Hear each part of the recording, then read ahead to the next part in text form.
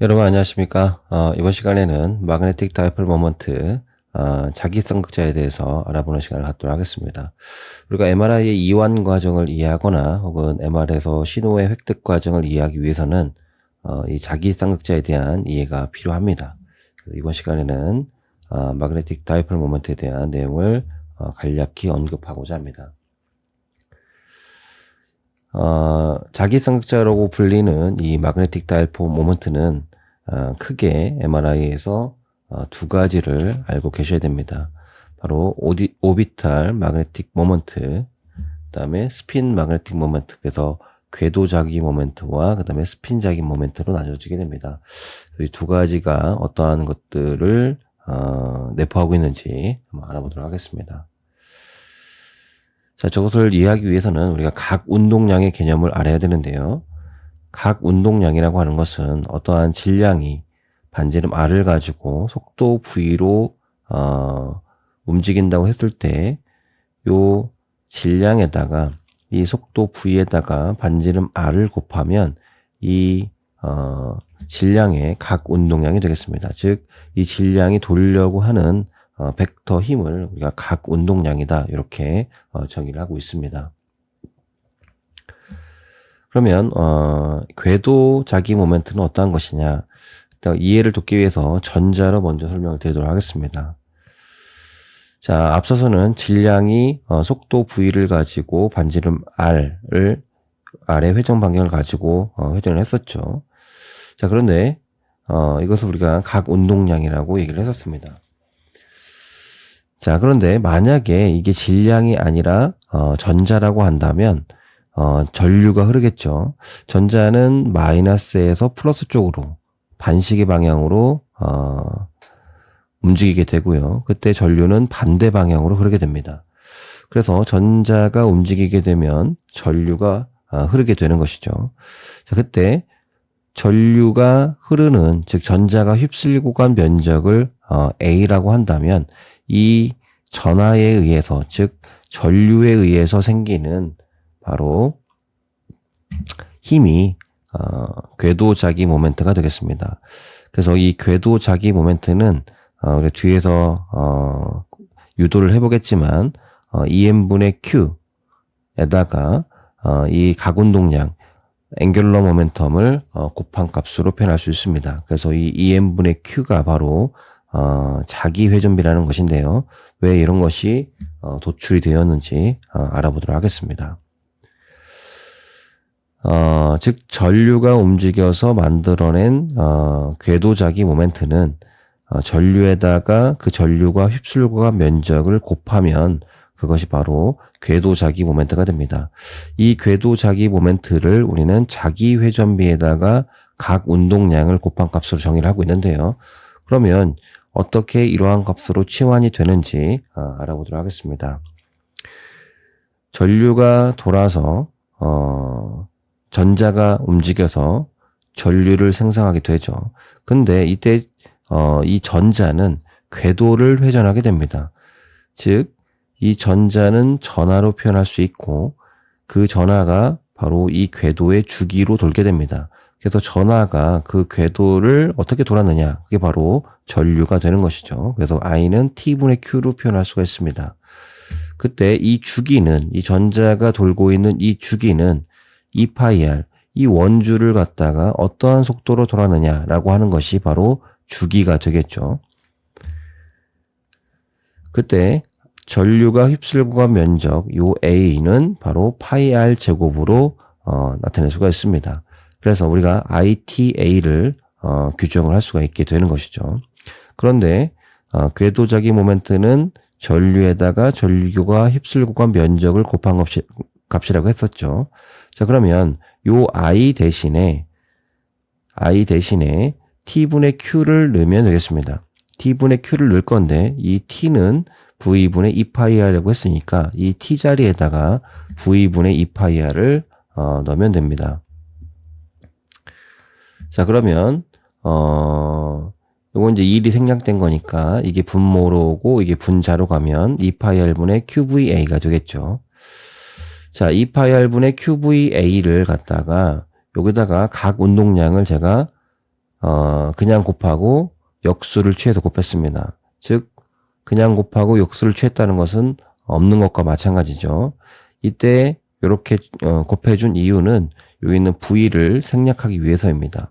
그래서 제대로 곱해주고 역수를 취한 값으로 가운동량 MVR을 곱해주고 이때 요 V를 삭제를 합니다.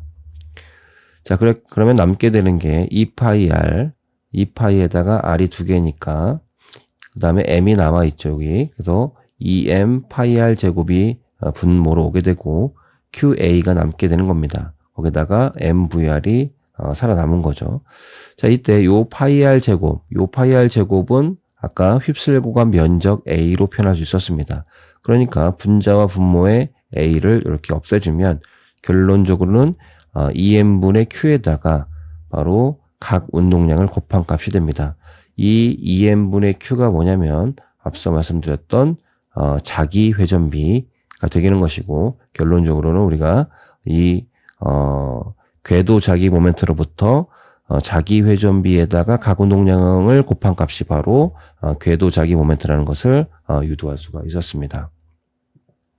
자, 이 전자는 궤도를 돌고 있기 때문에 궤도 자기 모멘트를 형성하지만 이 전자는 스핀 자기 모멘트도 가지고 있습니다. 우리가 통상적으로 프로톤이라든지 혹은 전자를 갖다가 스핀이라고 부르게 되는데 이 스핀은 돌고 있기 때문에 붙여진 이름이 아닙니다. 우리가 궤도를 돌고 있기 때문에 자기 모멘트가 생기는 것은 맞고요. 그래서 우리는 스스로 돌고 있기 때문에 스핀 자기 모멘트가 생길 것이다 이렇게 생각을 하는데 그렇지가 않습니다. 특히나 이 전자 같은 것은 크기가 규명이 되지 않았죠. 하나의 점입니다. 점임이기 때문에 얘네들은 돌고 있다 이렇게 규정을 할 수가 없습니다. 이때 생기는 이 전자가 갖고 있는 자기 모멘트가 하나가 있는데 그것이 바로 스핀 자기 모멘트고 이 스핀 자기 모멘트는 전자가 가지고 있는 고유한 값입니다. 즉 인트린직한 고유한 자기 모멘트가 되겠습니다. 왜 그런지는 아직까지 밝혀지지 않았지만 전자나 그 다음에 프로톤, 양성자 이러한 스핀들은 고유하게 갖고 있는 스핀 자기 모멘트를 가지고 있습니다. 따라서 이러한 스핀 자기 모멘트는 고유하게 갖고 있는 인트린직한 성질인 것이지 이걸 갖다 우리가 돈다라고 설명을 할 수는 없습니다. 하지만 우리가 이해를 돕기 위해서 고전적으로 스핀 자기 모멘트를 돌면서 생기는 현상이다라고 규정을 하고 가도록 하겠습니다. 자, 앞서서 궤도를 도는 궤도 자기 모멘트는 뭐였습니까? 2n분의 Q 대신에 전하 2를 쓴 거죠. 우리가 전자를 표현하기 위해서 제가 2를 쓴 겁니다. 거기다가 각 운동량을 곱한 값이다 이렇게 말씀을 드렸습니다. 그런데 이 스핀 자기 모멘트는 어떻게 구하냐면 마찬가지로 요 2n분의 2에다가 아까는 궤도를 돈 가공동량이었는데 이번에는 스핀 가공동량이 되겠습니다. 스스로 돌고 있는 힘에 대한 가공동량인 거죠. 거기다가 여기 있는 G팩터가 한 개가 더 추가가 됩니다. 이거는 이제 상수값인데요. 전자에서는 그 값이 한 2 정도가 되는데 이 상수값을 곱해줘야 됩니다. 이게 바로 전자가 돌고 있을 때의 스핀 자기 모멘트가 되겠습니다. 자, 그런데 지금까지 설명드렸던 거는 제가 전자를 토대로 설명을 드렸던 거죠. 그런데 우리가 사용하고 있는 양성자인 수소 원자핵도 마찬가지입니다.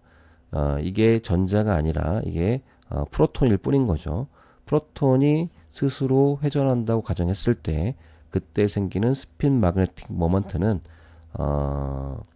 2n분의 Q에다가 2에다가 프로톤이 들고 있는 스핀 가공동량을 곱한 값이 되겠습니다. 물론 이때의 G팩터는 전자의 G팩터와 다르게 됩니다. 그리고 이때 질량도 전자의 질량하고 다르게 되는 것이죠. 스핀 가공동량도 마찬가지고 하지만 원리는 똑같습니다. 그래서 프로톤이 회전할 때 생기는 힘 이걸 갖다가 우리가 스핀 자기 모멘트 즉 핵에서 돌고 있다 그래서 우리가 핵 자기 모멘트라고 얘기를 하고 요 G팩터에다가 2n분의 2 이게 바로 자기 회전비가 되겠습니다. 자기 회전비. 그래서 우리가 자기 회전비는 상수값인 거죠. 그래서 핵이 스스로 보유하고 있는 고유한 값이 바로 자기 회전비입니다. 이 자기 회전비의 값은 얼마냐면 42.58MHz per 테슬라 정도 되죠. 아니면 테슬라 인버스 이렇게 얘기를 하는데 이 정도의 값을 가지고 있습니다. 자, 이 오메가 제로 라머 주파수는 앞서 말씀드린 이러한 자기 회전비에다가 외부 자기장의 세기를 곱한 것과 같습니다. 그래서 라머 프리퀀시에 영향을 미친 인자에는 이러한 자기 회전비와 외부 자기장의 세기가 관여를 하게 되는 것이죠.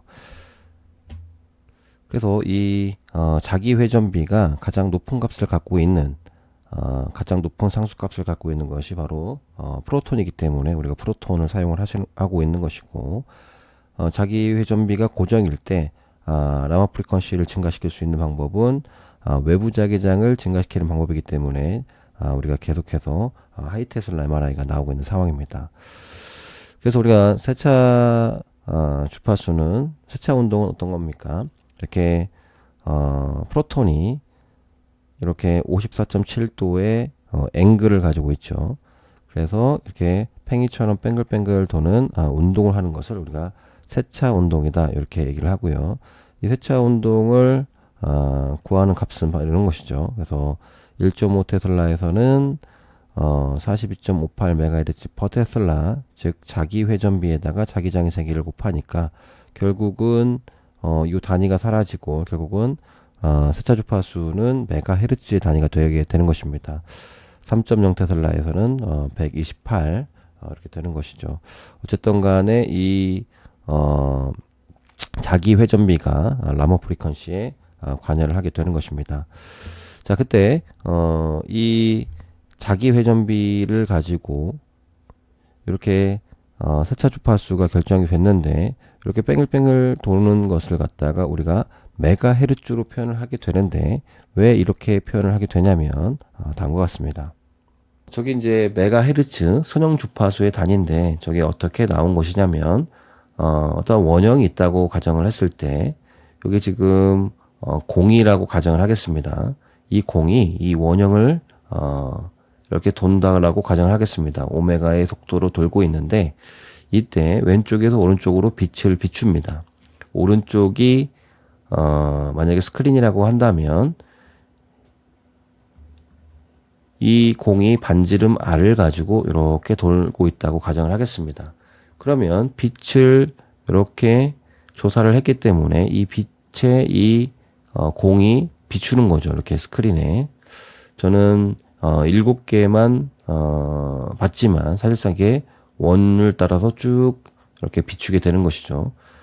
쭉 따라가 봤더니 결국은 이 삼각형의 높이, 즉 삼각형의 높이는 뭡니까? R 사인 세타 값만 쭉 연결해서 합치게 되면 결국은 이 공이 회전하면서 빛에 비춘 그림자가 바로 선형으로 나타나게 되는 것이죠. 즉 2차원적인 원형 운동을 1차원적인 선형 운동으로 정사형 시켰을 때의 값입니다. 그래서 우리가 1Hz는 한 바퀴 돌 때 생기는 선형 주파수의 값인 거죠. 1Hz로 표현을 하고 있습니다. 그래서 우리가 자기 회전비는 뭐였습니까? 42.58MHz였고 이것은 결국은 핵의 자기 모멘트에서 온 것이다 라는 말씀을 드릴 수가 있겠고, 그리고 이때의 42.58MHz라고 하는 이 선형 주파수는 어떻게 표현이 된 거냐, 얘네들이 스스로 돌고 있을 때 빛을 비췄을 때 이 빛의 모양을 정사형 시킨 값이다, 이렇게 얘기를 할 수 있겠습니다. 자, 오늘은 이런 스핀의 궤도자기 모멘트, 그 다음에 스핀자기 모멘트, 즉 자기 쌍극자에 대한 내용에 대해서 알아보는 시간을 가져봤습니다. 자, 끝까지 경청해 주셔서 대단히 감사합니다.